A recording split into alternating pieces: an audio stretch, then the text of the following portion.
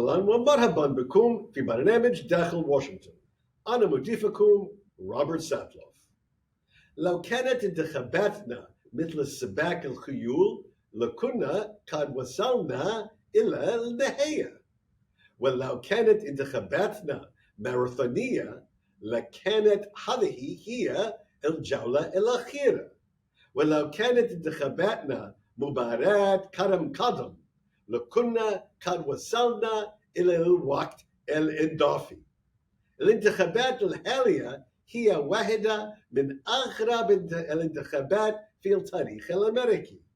أحد مرشحي الحزب الرئيسي لم يكن معروفا فيها إلا قبل 3 أشهر من التصويت، والمرشح التالي تعرض فيها المحاولتي اغتيال الأقل. إنها انتخابات لم يتفق فيها المرشحون حتى على من هو الفائز الشرعي في الانتخابات السابقة. ونظرا لكل ما حدث بالفعل في هذا العمل الانتخابي الغريب، فلن يكون مستغربا أن يحدث أمر غير متوقع قد يؤثر على نتيجة التصويت قبل يوم الانتخابات. فما هو هذا الأمر وكيف سيستعد المرشحون لذلك؟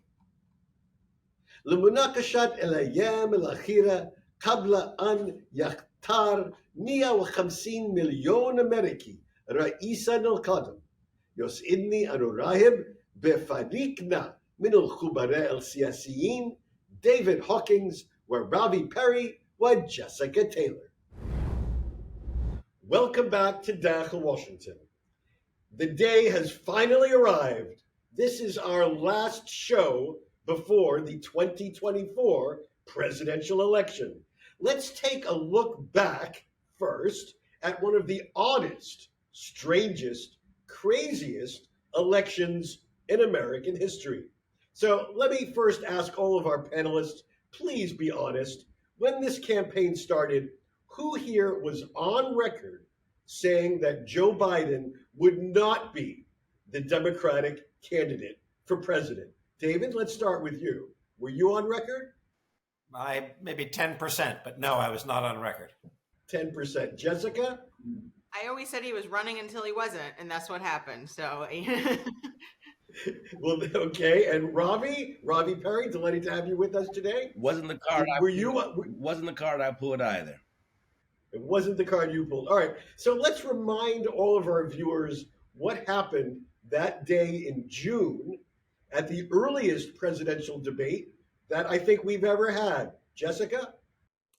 Yeah, so when people say that debates don't matter, I think we can look back on this as the seminal moment. I mean, both the Trump campaign agreeing to it, which ended up hurting them because they ended up with a stronger nominee, and the Biden campaign, they thought that this would be able to project strength and normalcy, and instead it just completely reinforced everything that voters felt like was wrong with Biden, that he was senile, that he was too old, that he didn't have his faculties about him. I could just tell from the moment that he walked out on the debate stage that something was wrong. They said he had a cold and all of these things, but he was very, very off. And you've been starting to hear rumors and things that he wasn't all there, which, I mean, he's 81, and he was going to be 86 by the end of his second term.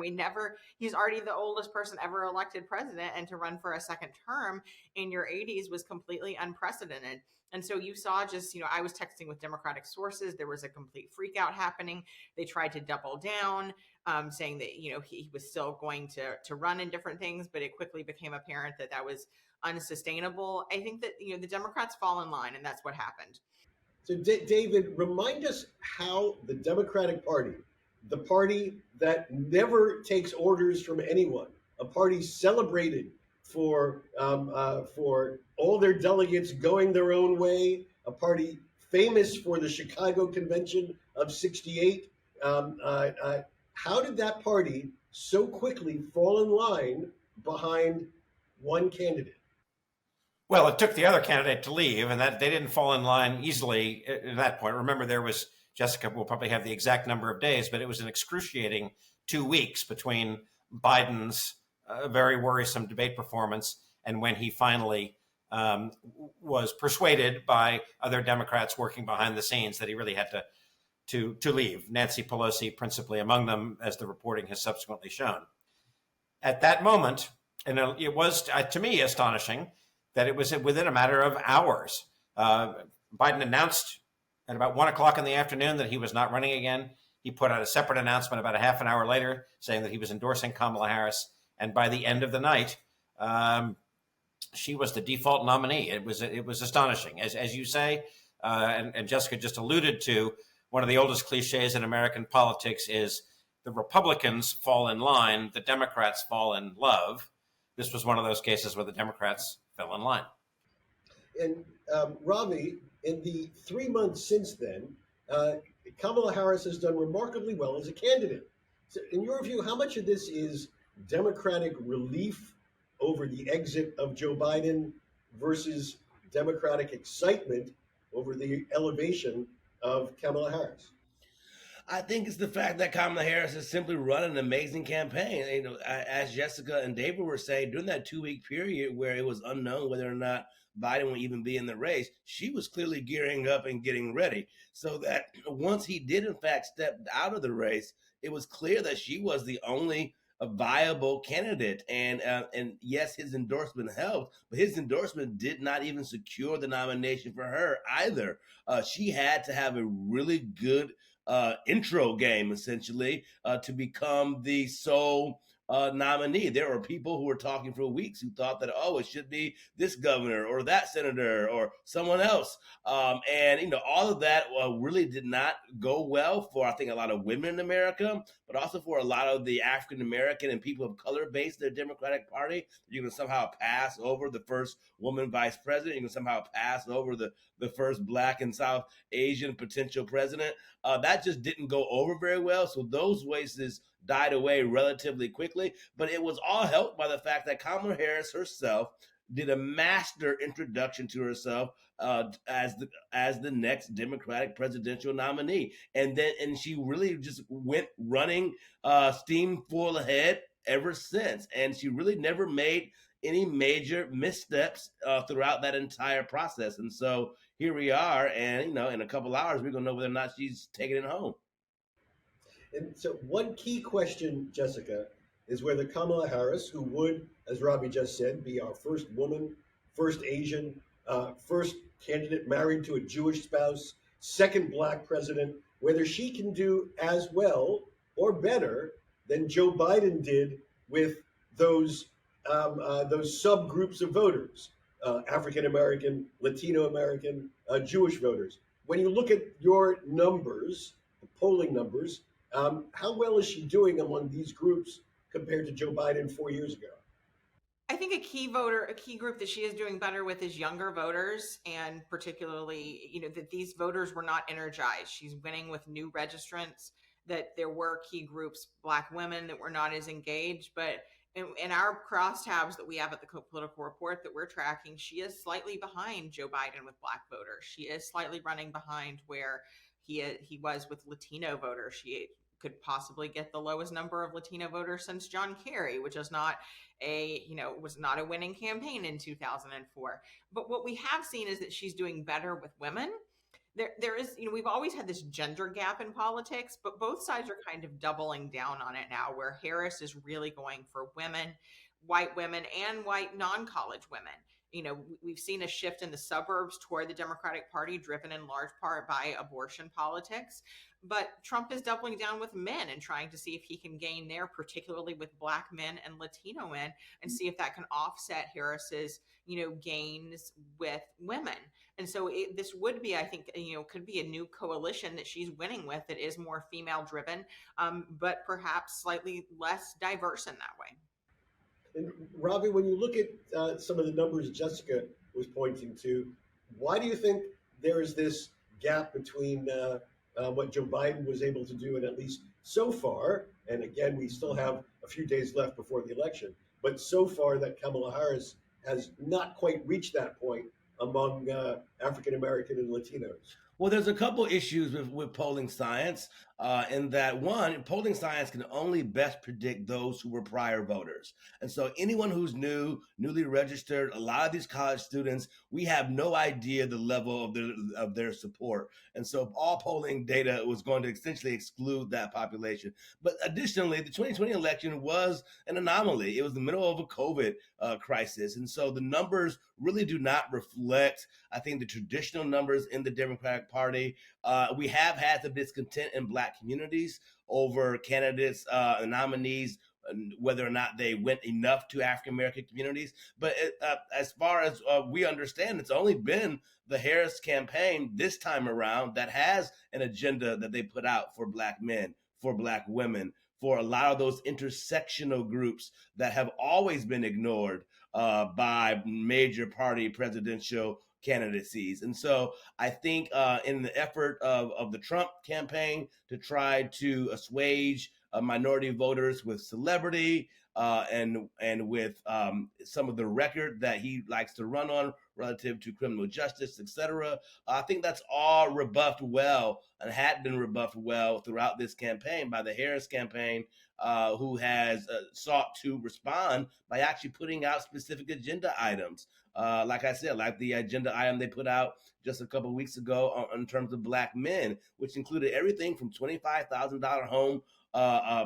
buying, first-time home buying assistance to the $6,000 child tax credit assistance. These are the kinds of, I think, economic policies that might turn the tide for Harris in a couple of days.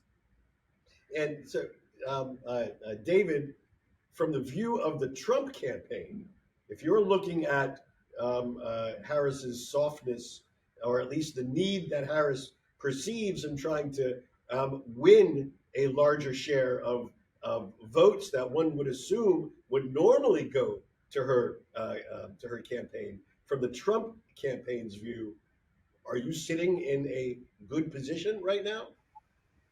I think the Trump people do think they're sitting in a good position. I certainly think the president thinks he's sitting in a good position. I guess the evidence for that would be right within recent days. Donald Trump has spent 3 of his most precious final days on the campaign trail going in states that he has essentially no chance of winning. So he looks confident. His people do seem confident they will peel away enough, as Jessica's been saying, enough Latino men, enough Black men, enough non-college aged men, all men in particular, to pull this off. And it is, I mean, to state the obvious, as we're speaking now, it is a dead heat in all, essentially, statistically, polling shows a dead heat, a toss-up, a coin flip in all 7 of the states that are going to decide the election. A dead heat, a toss-up in all 7 states.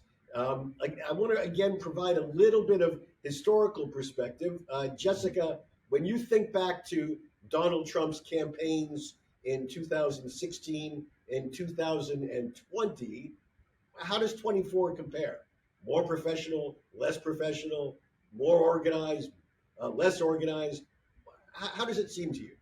This has been the most professional campaign that he's run. He brought on some very seasoned operatives, well respected within the Republican Party. There was a little bit of, I think, a blip around the debate last month where you saw some of, his worst tendencies come out, with bringing back people like Corey Lewandowski that was accused of assault, and Laura Loomer, who's an election denier and conspiracy theorist. It seems like there has been a little more discipline now, but that's because he's not doing a lot of interviews. He's not taking mainstream interviews, and sort of when he's off of that, it gives him less of a chance. I think it's pretty clear why he didn't want to do a debate, because, Harris appealed to his worst instincts and he took the bait, and there's no, they've been able to recover in polling since that. The Harris had a little bit of an edge that sort of now vanished. But I think also it's important to point out that this is the best he's ever been polling in these swing states, comparatively. That in 2016 he He was lagging in all of them, and the polls ended up wrong. In 2020, the polls were overestimating Biden again. There is a difficulty when Trump is on the ballot to capture these voters. I do think the polling, they got it better even in 2022 midterms. The polls were in fact more Republican and ended up being more Democratic. But when Trump is on the ballot, it's hard to capture those polls. But his support is where it is in the states. It hasn't really grown since 2020. I think the question is whether some of these undecided voters are going to vote for Harris, are going to vote third party, or going to stay home. Is she able to grow her vote share? But I do think, as I look at how close these polls are, I'm cognizant that, the past 2 election cycles when Trump's been on the ballot, there were big polling misses. And if we see those same polling misses for a third time that Trump is on the ballot, he will win. Meaning Trump does better on election day than he shows up in polls before election day. Is that what you're getting at? Yeah, I think it's harder to reach some of those Trump voters. They're more skeptical of polling. There's perhaps a sort of non-response bias and, people not wanting to tell pollsters they're voting for Trump. But I think just that and again, pollsters have tried to weight differently, tried to account for that in their weighting. And so I think that's why, pollsters, they have to be confident in what they are. But, as Ravi was saying, there's a lot of new voters. How do we account for them and different things? So, the electorate is a bit of a guessing game in many ways as well. All right, when we come back after the break, we're going to look at how the 2 candidates and the 2 campaigns will spend their final moments in making their last-ditch case to American voters in just a minute.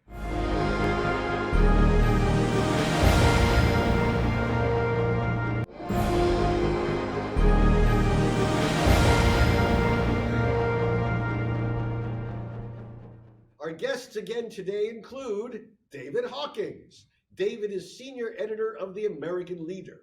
He was also the founding editor of thefulcrum.com, and he spent 2 decades as a senior editor at CQ and Roll Call, 2 must-read news sites covering Capitol Hill. Also with us is Jessica Taylor. She is the Senate and Governor's editor for the Cook Political Report, covering local and national politics. She was also the first woman senior author of the venerable Almanac of American Politics, a post she held in both the 2022 and 2024 editions. Previously, Jessica reported for Inside Elections and National Public Radio. And with us for the first time is Ravi Perry. He is the chair of the Political Science Department at Howard University here in Washington, D.C., one of America's most prominent HBCUs. That's a historically Black college and university. He is the author of Black Mayors, White Majorities, the Balancing Act of Racial Politics, and he serves on the editorial board of the American Political Science Review. Again, thank you for joining us this week on our final show before the 2024 presidential election. Before we go to where the candidates are going to be on the final days, I did have one more question about the campaign so far. David, for months we talked about Trump's legal problems, all those court cases that he was facing, the prospect that he'd get judgments of guilty, that he might even get sent to jail. Nobody talks about this anymore. It's like an issue that disappeared. What happened? Well, gosh, 2 things happened, I guess. One is, for various different reasons, Vice President Harris has chosen not to lean in too terribly hard on this topic. And the other thing, to oversimplify only a little bit, is Trump's teams and teams of lawyers have succeeded just enough at postponing essentially all of his legal problems until after the election. He was convicted in New York State. He's gotten that sentence postponed until after the election. He's won several court cases in the 2 federal indictments that he's under, and so those have been postponed as well. So essentially, there are no hard news headlines out of any courtroom in America that are putting Donald Trump legal problems back in the news every day. So he has succeeded at his favorite legal strategy, which is delay. Delay. Actually, there's one legal issue which does seem to dominate at least part of the election, Ravi, and that's not Trump's personal legal problems, but that is the Supreme Court's decision on abortion, which has so activated women voters around the country especially. will that be enough in your view to crystallize the women vote on behalf of Kamala Harris? Well, I think it's the triangulation that the Harris-Walz campaign is certainly relying on. If it weren't for that decision, I'm not even sure if Biden would have stepped aside and Harris would be the nominee. We live in a country of majority women. We have the potential to have majority women turnout for the first time in a long time, particularly among white and black women. And that, I think, has changed the game for a lot of people, but also for a lot of men like myself, that abortion is an issue for them as well. And then that the decision to have a child is a decision that many people who have no political allegiance whatsoever believe should just be left to the person who is carrying that child without any moral convictions either.